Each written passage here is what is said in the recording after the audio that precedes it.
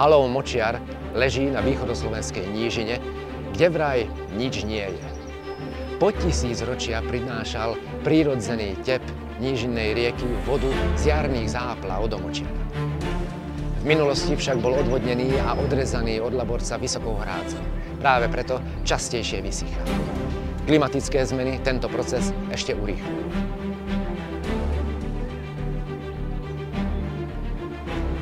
Mokrade, plné vody, prekypujú životom.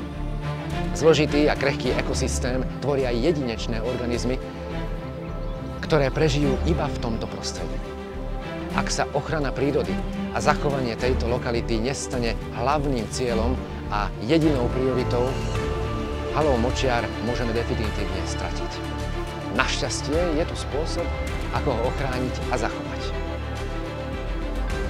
Sme Slovenská ornitologická spoločnosť BirdLife Slovensko alebo vtáčkari, ako nás tu na východe volajú.